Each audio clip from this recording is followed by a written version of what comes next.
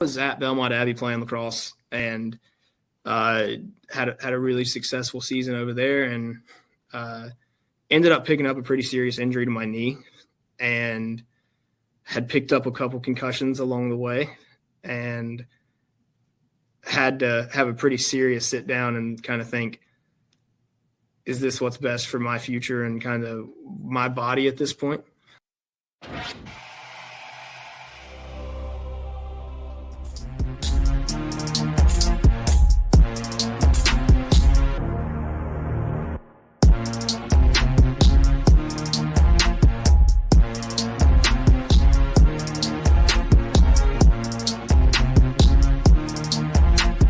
So the guy who's joining me right now, he's been the coach of the girls and boys soccer team for the last 6 seasons. And you didn't mention the email to me, but I know you also dabble a little bit in swimming also. I do. As a coach. Coach Hawkins, how are you doing today? I'm doing well. How are you? I'm doing good, my man. All right, so let's start with you in sports. What was sports like for you growing up? So I'm the youngest of 3 boys, always in a pretty active household, and just we were always playing something. It was, we grew up in basketball, baseball, soccer, just summer swim, anything during the seasons. We were in the Mount Holly Rec and trying to stay active. I think it was a way my parents kind of got us out of the house for a little bit and got a little peace and quiet potentially. But are you one of these guys that because you said you kind of played everything. Did you play everything all year, or were you ever stuck on one sport? How I always hear there's kids that play baseball year round, or they play other sports. Were you a year round guy, or were you just kind of everywhere? So growing up, I was kind of everywhere.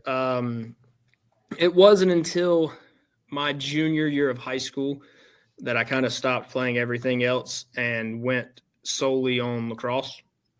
Okay. Because I was playing club lacrosse at the time and was entertaining some offers from colleges to go play lacrosse. And as bad as I didn't want to, it made more sense to kind of give up the soccer side for the school to be able to play a year-round lacrosse season. Is there a particular coach or mentor or anybody in your life outside of parents that really affected you and kept you staying with sports? Oh, wow. That's hard. Well, it's hard because my dad was my coach. Okay. For summer league and everything. Looking back, both of my older brothers played here at East Gaston, and one of them was a goalie and the other one was a forward. Both of them were all-state players, very, very talented soccer players, and they played under Coach Allen, which he's Dr. Allen now. He's the principal over at some point. But I loved watching his coaching style, how he interacted. He was a boys and girls coach as well. And kind of a lot of what influenced me to be willing to take on both programs, because I saw him do it and how much he enjoyed being able to work with both the guys and the girls teams. Now let's talk about your dad. So your dad is the coach of East Gaston swimming. I believe he's been the coach for a while there for swimming. Yeah. So 20 years. Okay. So I knew it was a double-digit number for sure. Yeah. So what was that like growing up with that? And then obviously, how did he affect you with sports? I was super fortunate. You hear sometimes about athletes who grow up with parents as coaches, and it's not a good relationship or it's tough. And my dad was always my biggest fan.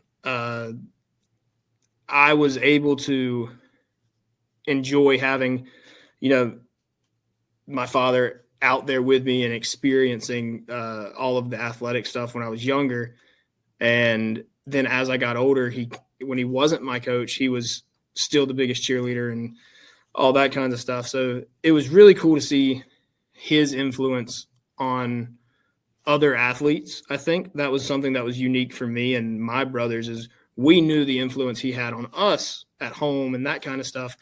But to have people come up to you and talk about how awesome your dad is, or talk about the impact he's had on them and stuff like that, especially now, with him being 20 years in, he's seen a lot of high school kids he's been summer league for 30 years. So he's seen a lot of swimmers, and, it's been cool to see how his impact has been taken throughout the years. And that, at the end of the day, I started coaching with him in summer league when I was about 15.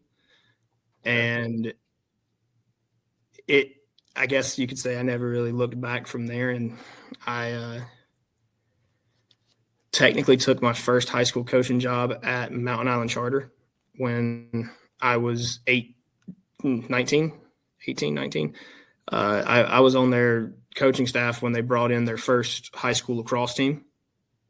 Okay, nice. And then that year after is when I moved over here in the fall, and I was 19 when Ryan Resendez hired me.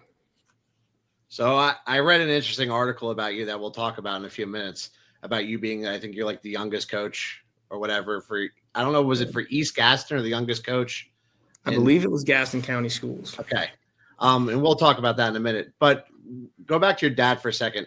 So when you're learning to coach, or like coaches always take like mannerisms and stuff from other coaches, and obviously like you do that like on purpose. Is there anything that you've taken from your dad, like whether it's a mannerism or just a way of coaching, that you didn't realize like you purposely did it? You just did it because you were around him so much, and now it's just the way that you coach?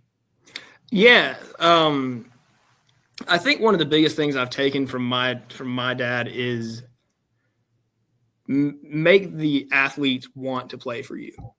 And that is something that he was always really good at, was making them feel valued, making them feel, important to not only the team, but to him as a person. And to develop those relationships, make those connections. It was, when I got into coaching, I saw both sides of the spectrum, where you had some people that were very much like, no, when you're the coach, they're the athlete. Like you keep that line very, very thick, and you don't, they need to respect you, and they need to do this. And, I tried that my first year or two, and I hated it. It just wasn't for me. It wasn't what I had learned. It wasn't how I was raised. And for him, I sat down and talked to him a lot during those first 2 years, and it was always, well, yeah, I know what they're doing on the soccer field, but how are they doing outside of soccer? Like, have you asked them how they're doing in school? Have you asked them how they're doing at home? There's so much that goes into the mindset of a high school athlete, that if you're not learning who they are and kind of what makes them go and what makes them tick, then you're doing yourself and them a disservice, because you're never going to be able to really get that full potential out of them unless they know, hey, this coach trusts me. This coach loves me as a person. This coach has my back. And so that's something that, I've tried to preach to all of my teams early on, is I do expect respect, and I'm going to show you that same level of respect that you show me. That's one of the rules kind of on my teams, is you show me respect, I'll show you respect. But, if that line starts to blur a little bit and I have to be more of the authoritative coach, then we can do that too. But in my experience, I've learned it's just so much easier to get a team to really bond and to click by building more of that family atmosphere where they feel open. They can come talk to you when they've had a bad day. If something's going on at home, they let you know, and you can kind of work with that from there, instead of yelling at a kid who might not be playing well and not realizing that there's a million other things going on that make a soccer performance look pretty small. Yeah, well, that statement that you made about like connecting with the kids, that's the whole reason why I started this podcast. I think there's beyond just like the X's and O's and wins and losses. There's so much that coaches do that don't necessarily like coaches don't always get the credit for. And it's just like, sometimes it's, I mean, me being a teacher, it's just the same thing. It's like, you don't get credit. They look at the end goal all the time, and it's really not the thing. All right. So let's talk about you being younger, right? So you talked about playing all these sports. You gave up kind of all your other sports to focus on lacrosse. At what point do you decide that maybe being the athlete and like being a star lacrosse player or whatever your goal was when you were a little kid, when do you give that up and realize, all right, my next goal is I want to be a coach? So it's kind of a weird situation for me. I was at Belmont Abbey playing lacrosse and had a really successful season over there, and ended up picking up a pretty serious injury to my knee, and had picked up a couple concussions along the way, and had to have a pretty serious sit down and kind of think, is this what's best for my future and kind of my body at this point? Decided to leave Belmont and join a fire department. And that's, I've been a fireman and an EMT now for 6 years, and still loving that. But I was kind of guided out of the athletic realm because of injuries and stuff like that. And I think that made it a little easier for me to accept, because I was at the point where I was like, I've really pushed my body as far as I could in terms of the athleticism part. And I set a goal, I reached that goal, and I was okay with backing away at that point. It wasn't until, the offer came up that Mountain Island needed a lacrosse coach, and I just happened to be in the perfect position to be able to jump into it, and immediately fell in love with it, fell in love with the high school age bracket. Being able to work with those guys I had a blast, and I had always wanted to make the move over to East Gaston because it's where my dad was, it's where my brothers played. I just had a lot of history with that program. And when that position opened up, it's funny enough, they actually wanted my brother. Tanner was the one that they were hoping to get to coach, because he was an assistant coach under Coach Allen. And my brother had just had his first child and just wasn't in the place where he could take the position. And it ended up being a situation with my dad where he was talking to Coach Resendez and was like, I have a younger son that is a pretty bang up coach, and I think he'd be a good fit for the program if you're still needing somebody. And at first it was like he's too young. We can't do that. And then August hit, and they still hadn't hired a coach. And Ryan called me and was like, dude, can you still do it? And I was in the position at the time where I was like, I can get you through the fall. Like I can coach the guys season, and then in the spring I'm going to go back to Mountain Island Charter and coach the girls, or coach the lacrosse season. And after the fall with the guys, I wasn't able to give it up even for the girls season. So I unfortunately had to leave the lacrosse program, and I took over the whole soccer program here. So let's talk about the age now. So you get hired, you're 19 years old. The article I read was obviously you said it was the youngest in Gaston County. Do you feel, and when I talked to Coach Medici a couple weeks ago, the same kind of question came up too, because he's 23. So it's like, is there, at the time when you first took the job over at 19 years old, like, was it difficult for you to connect with the kids? Because it's this weird thing. Like, you're at this weird age where you're like a year and a half, maybe 2 years older than the seniors. Yeah. But it's still 2 years. And there's and I was 19 once, and there's a big difference between a 19-year-old and a 17-year-old. So what was that like when you first took the job over? So thankfully I was a lifeguard at the Mount Holly Swim and Racket Club. And I was the head guard that year, and one of the guards under me was a rising senior at East Gaston, Carter Beck.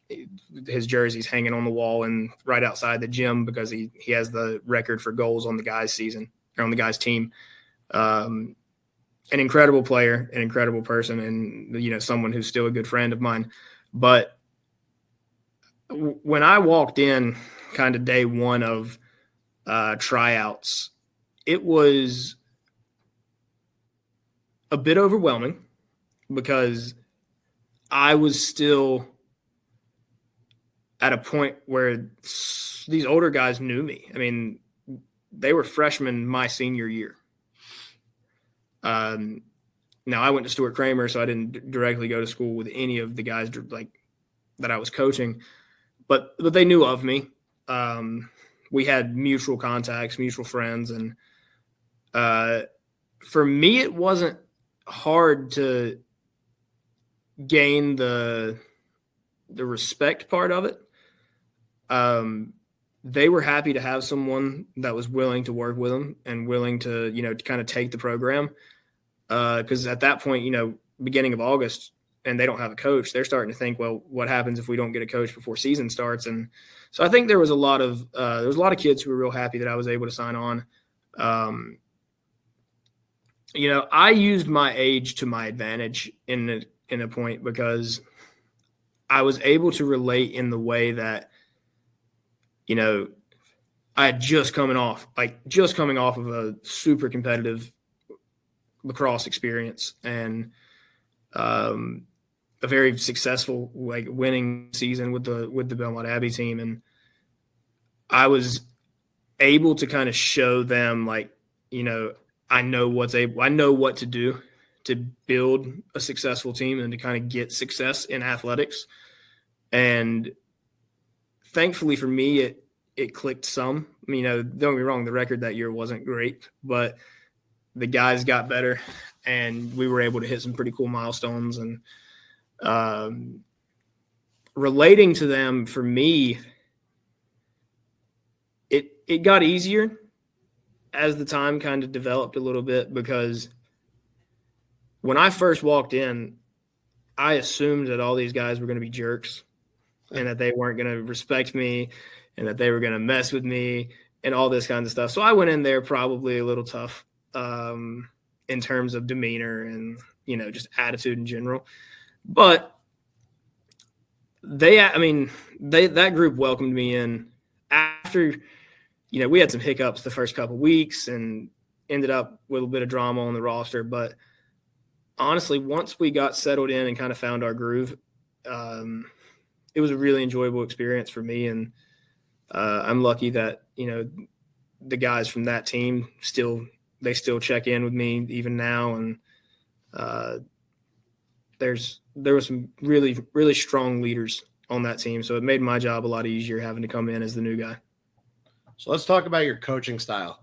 So I was having this discussion with somebody today at work. I teach fourth grade, and we're so a lot of times with kids, it's there's the physical component to sports, and it's also the same idea in the classroom. It's the physical part. You need to know how to do the math. You need to know how to do the reading. You need to know how to do it. But then there's also a mental part that comes along with it also. And you can know how to do the math. You can know how to read your book and comprehend it and be fine with that. But the problem struggles is the mental. You have this mental block that you just can't get past it. You think you're gonna bomb this test no matter what happens. So how do you approach coaching both the physical part of it, the sport actually of soccer, and then how do you coach the mental part of it?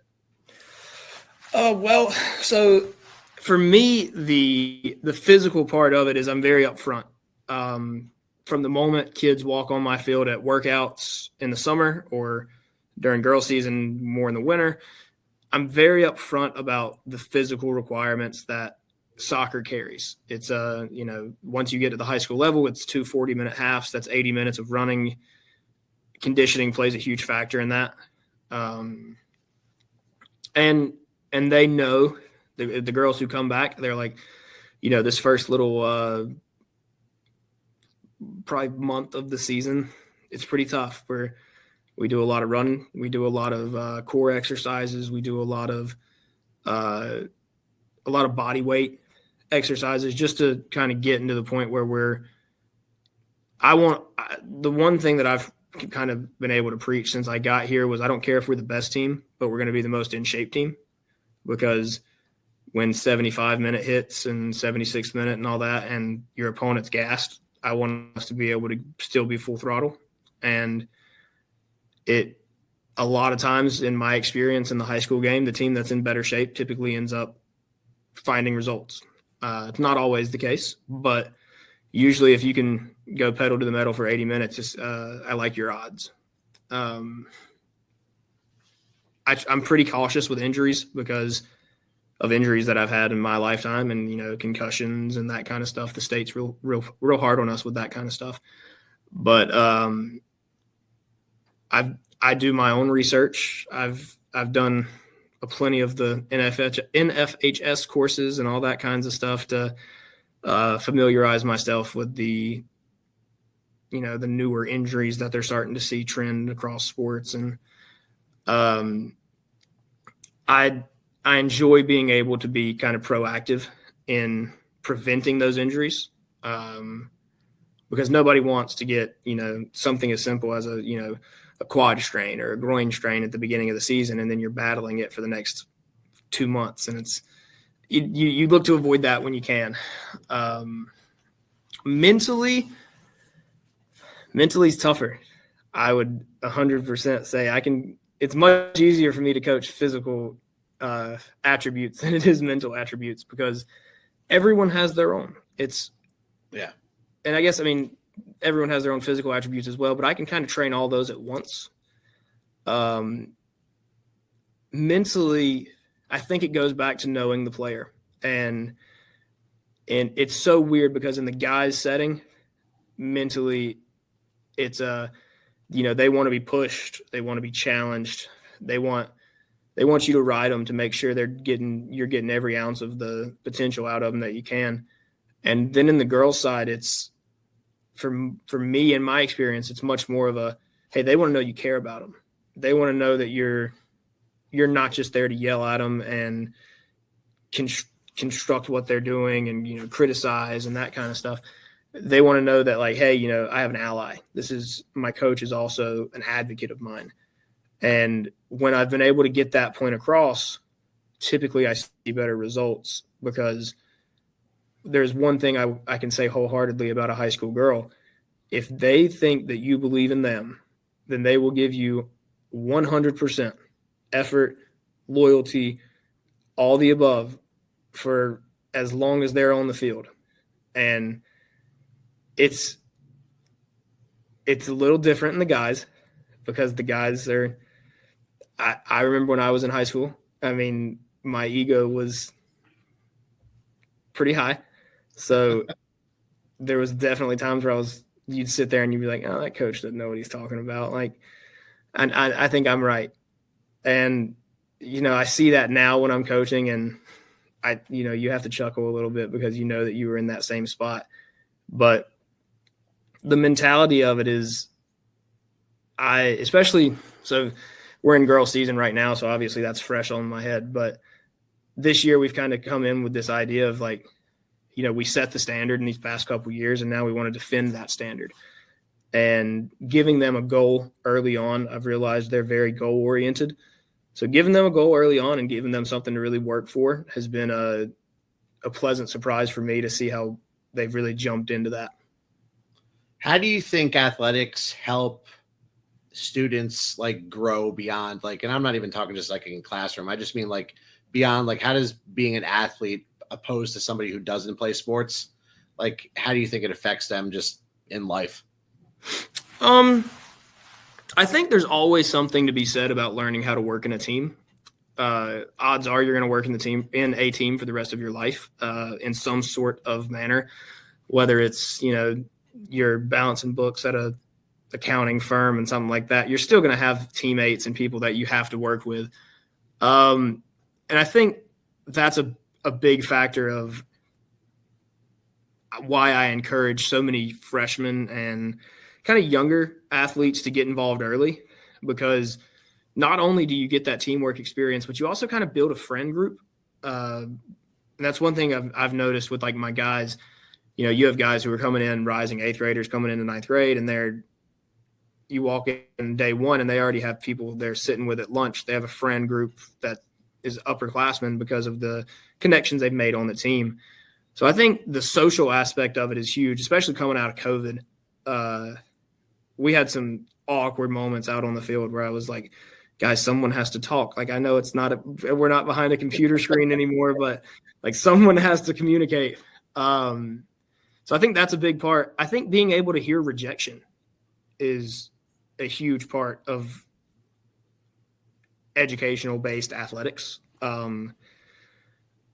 Being able to take no and not breaking down and just kind of getting to the point where you're going after it even more and using that as motivation instead of letting it break you down. I think that's a huge thing that we learn, or that I learned through sports, because unlike, my brothers to an extent, there were sports that I just simply wasn't that good at. And basketball was one of them. I was never a basketball player. I still try to play church basketball, and it's still just as bad as it was when I was younger. But, I tried out for that middle school team, and I got told no. It was one of those, I had never really felt rejection up until that point. And I think how you handle rejection as you get older really can define you, because you're going to hear a lot more no's than you are yeses. And to be able to kind of let that roll off your back and continue pursuing your goal, I think is it's a huge life lesson. It's a huge, it's one thing you just have to develop that skill. And I think sports do that really well. And, as much as we talk about the highlights of sports, everyone wants to win the championship. Everyone wants to score the game-winning goal and all that. There's going to be times where you do everything you possibly can and you still lose. And I think that's a hard concept for a lot of younger kids to kind of learn, is just because you lose doesn't mean you fail. Yep. And I preach that a good bit in terms of you're not losing if you're learning. And that's something that I kind of hold pretty close to me, because I've been on both sides of soccer games where we're the better team and we don't win. And then I've been on the side where we were not the better team and snuck out a win. And it's one of those things that you just have to understand. And I've been able to understand it more throughout my time coaching, is sometimes losing is the best thing for you, because you need that reminder that you're not invincible, and you need that humbling experience. And then you can get back at it and you're 2 times better than you were that last time, because you felt that loss. And I can honestly say the girls and guys probably hate it at this point, because I think I use the same speech every year at the end of the season. And I just kind of say, this is why we play the game. You play the game for the highs, but you have to be there for the lows as well. And each time you go through one of those lows, it makes that high so much sweeter, because you've been on the other side of it, and you can appreciate the other side of it and know that you've reached the opposite of what you felt.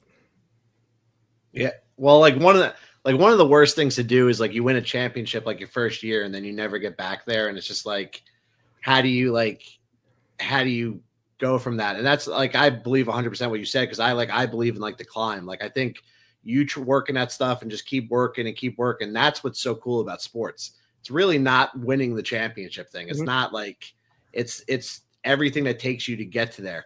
You mentioned something about the teamwork thing and having somebody talk. And so I coach robotics, right? And what I notice about robotics is I have 8 really smart kids, boys and girls. But the one thing we struggle with this year for sure is the teamwork part. And we'll sit there, they'll sit there and nobody will speak for a few minutes instead of throwing out ideas.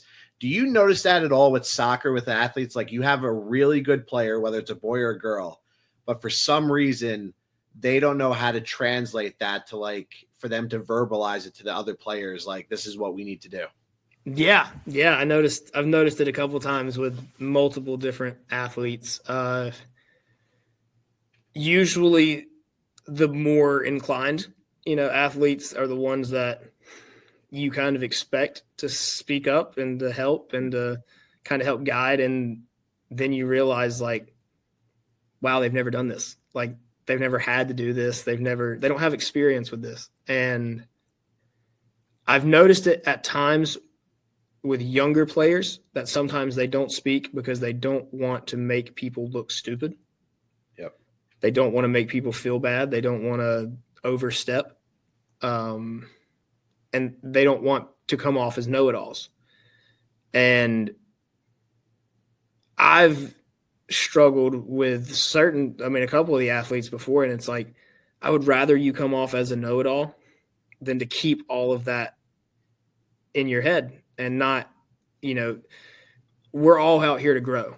I'm growing, you're growing. I mean, if I stop growing as a coach, then I need to call for an early retirement, because that's why we're here.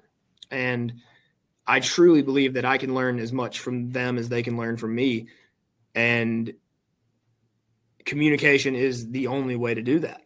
So in my experiences, the kids that are quiet and they sit there and kind of twiddle their thumbs a little bit whenever someone else is talking. And, maybe they're the kid that doesn't do great with eye contact, or maybe they're the kid that just is comfortable being kind of not a loner, but more to themselves.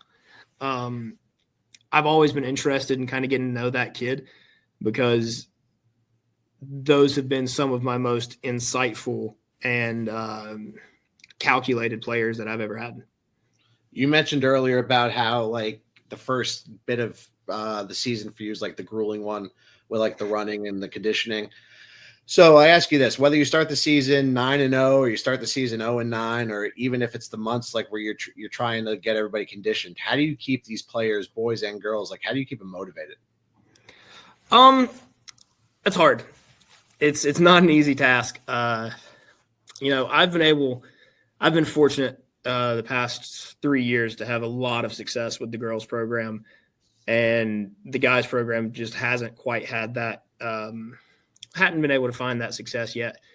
And for the girls, it's easier because I can look at them and say, hey, we've won a conference championship the past 3 years. Do you really want to be a team that doesn't win at the fourth? Like, I have seniors this year who have won it since they were freshmen, and they're gnawing at the bit, just trying to make sure they can get that clean sweep of the four. And obviously that's a motivational factor on its own. The success is motivational. It's, if they say all things get better with winning, and it's so true. Yep. I mean, it really is. It sounds terrible to say, but things are easier when you're winning. When you're finding success on a regular basis, it makes the 4 laps at the beginning of practice a lot easier.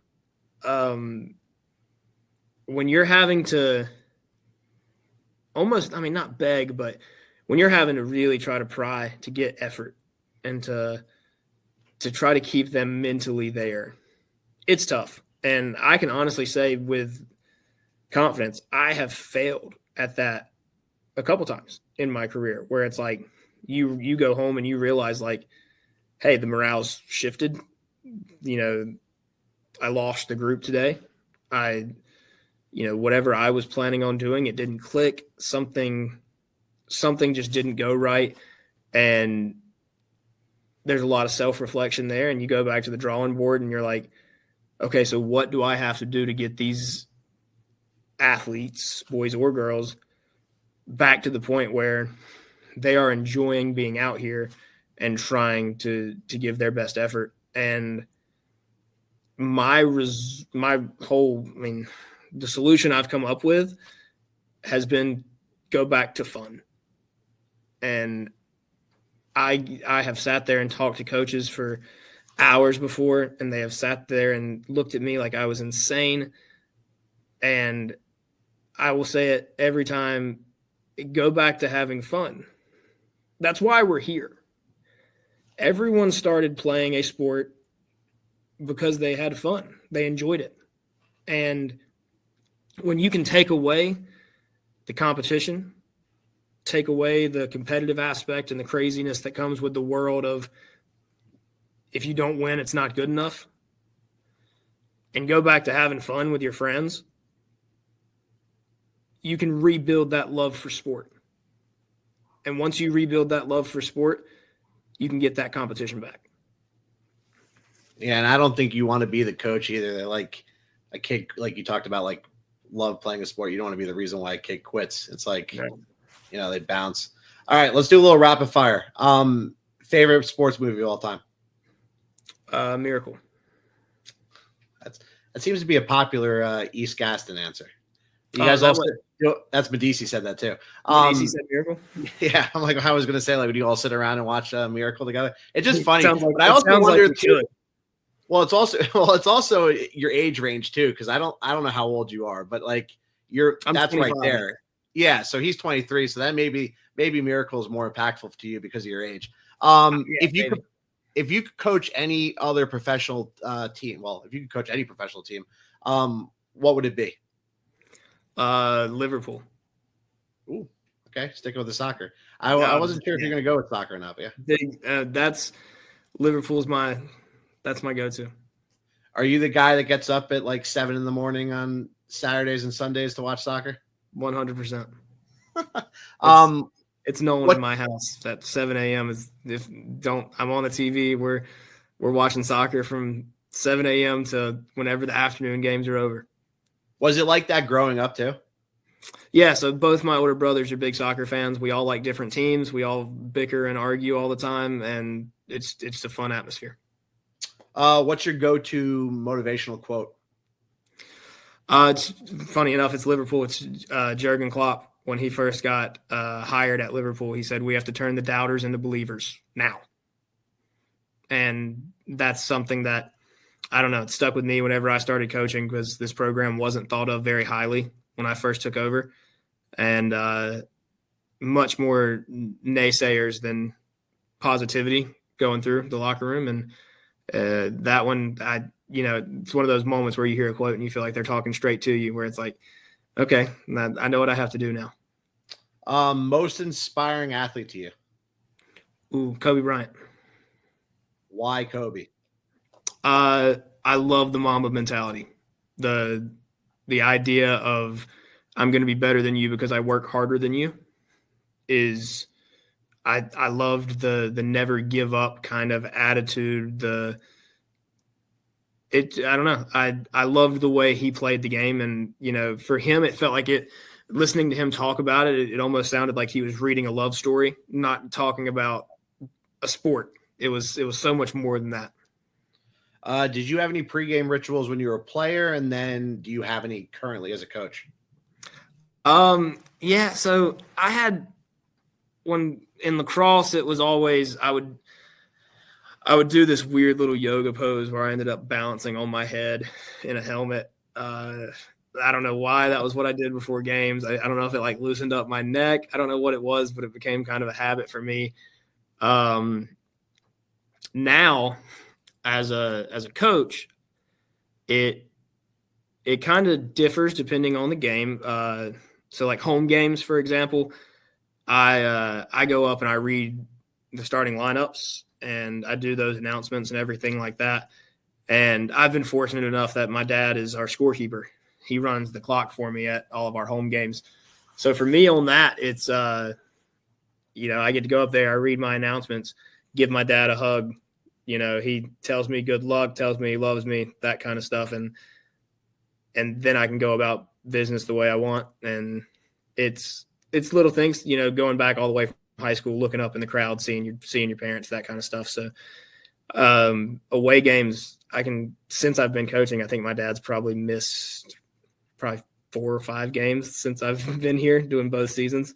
Wow. And he makes the drives out to Thomas Jefferson to watch me coach. So looking up, seeing him, seeing the support of the fans, seeing that kind of stuff, that's a big thing for me. I get a prayer in during the national anthem, and then once the anthem goes off, it's time to go. Is there a favorite post-game meal, whether win or lose? So around here, I mean, it's got to be El Valle because that's about the only thing open. Nothing like some chicken chimichangas after the game, kind of reset, and thankfully it's close. They know us. They stay open late, so it works out well. That's funny. That's become like our Friday night place to go. Is always like Mexican food on a Friday night. Is like it's a great way to go. Valley's quick, man. They get the food out quick. You're in and out 30 minutes. It's great. Yeah. Oh, super quick. What advice do you have for aspiring coaches? Don't be afraid to fail. I know that sounds super cliche, but I have done what I would consider failing more times than I would have liked. And it just makes you better. It makes you grow. And it's cool. Me and Coach Medici have talked about a lot of coaching things over the past couple weeks. He's a good friend of mine, and he's in a position that I was once in with being a younger hire, and obviously the pressure on me is a little different than the pressure on him. Being a football coach is a different world that I do not envy, but he and I have had a lot of conversations and stuff about that, and just saying, don't be afraid to be yourself. If you are the guy who celebrates every touchdown like you just won the game, then be that guy. Like, don't reduce yourself to match the standards of someone else, because they're not in your shoes and they're not living what you're living. And that's something I've been ridiculed for. They're like, man, you celebrate like you just won the World Cup when y'all score. And I'm like, yeah, because that kid might not score again. That might be their big moment. I want them to look over on the sideline and see everyone cheering and everyone excited. And I want them to feel like they just accomplished something incredible, because they have. That's a big deal. And it doesn't matter if you scored 5 career goals or 130 career goals. You should celebrate each one, because you still did something incredible. And that's a big thing for me. One of the pieces of advice I got when I became a teacher was like, don't be phony around the kids. Like, be yourself. The kids can smell it real quick that you're a phony. I mean, whether they're third graders, fourth graders, whatever. And you saying that now makes me think like it's the same idea too with athletes. Like, they can tell, like, yeah, that's not how you are. That's not how you act. They can smell a fraud from a million miles away. And it's funny to me because sometimes, and I swear, sometimes my athletes will know me better than I do. And especially, God, the high school girls, they'll know when you're having a bad day before you do. And they will call you out on it. I mean, I have had many, many of players be like, you look sad. And I'm like, oh, well, thanks. I don't feel sad, but then they'll keep hitting on it. And when you can have that relationship with your athletes, it's kind of cool, because as much as you're there to support them, they're there to support you. Yeah. And, I went through one of the harder times of my life, battling cancer and doing that kind of stuff while coaching. And this program did a lot for me mentally and, I would say even physically at the time, just because I knew I had a support system even outside of the one that I was kind of born with. I had kids that loved me and encouraged me, and that was a huge thing for me. And in my mind, I can never give back to the program what I've taken from it. I've had the opportunity I got to officiate one of my players' weddings over the summer. And as bizarre as that was to officiate the wedding of a player, it's one of those things like, how cool is that to be able to be in that moment and to be the person trusted to do that. And it's just, there's opportunities that coaching has given me that I could never ask for more.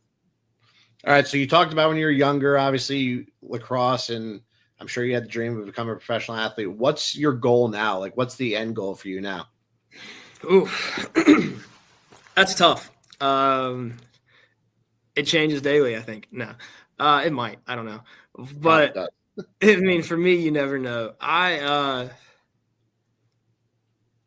living in the moment for now.